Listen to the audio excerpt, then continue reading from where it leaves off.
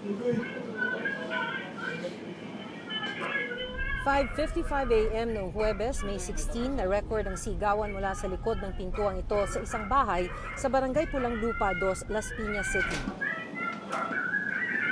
Matapos sa mga tunog ng paghahampas, tumigil ang sigawan at naiwan na lang ang kahol ng aso at nasundan ng iyak ng isang bata. Suspetsa ng Las Piñas Police, sa mga sandaling ito pinatay ng suspect ang kanyang live-in partner at dalawang pamangkin ng kanyang partner na edad 19 at 11 years old. Wala pa magagawa, nangyari po kasi. Sa isang ambush interview, inamin ng suspect ang pagpatay.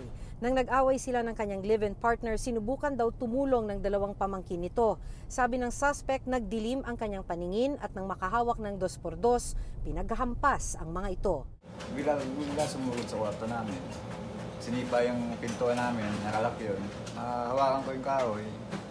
Yun yung sa nandilim yung paningin ko dahil dumudugo ng ilong ko. Nahampas ko siya.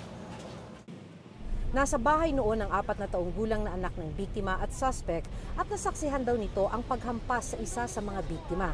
Yung unang attempt ko po ng pagpalo kay pamangkin ng partner. Tapos nailipat ko po yung anak ko sa kabilang kwarto. Doon ko muna po siya pinag-stay. Nasa pangangalaga ang bata ng mga kaanak. Hindi ho siya makausap ng maayos, hindi ho nagsasalita. Noong May 16 pa ang krimen pero kahapon lang natagpuan ang mga labi ng mga biktima. Ang sinasabi raw ng suspect sa ibang tao, nagpunta sa Divisoria, Maynila ang 3 biktima. Pero bandang 1:30 p.m. kahapon, may kakaibang amoy mula sa nakalak na pintuan. Tumawag ang mga kaanak ng mga biktima sa pulis at nang pwersahang buksan ang pinto, tumambad ang mga bangkay. Sa mga CCTV footage, nakita natin siyang pumasok sa kanilang bahay, lumabas ng alas 8 ng May 16.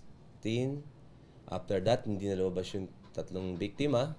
Ilang oras matapos matagpuan ng mga bangkay, na aresto ang suspect sa Las Piñas City. Na-inquest na siya sa kasong 3 counts of murder. Para sa GMA Integrated News, Maki Pulido, nakatutok, 24 oras.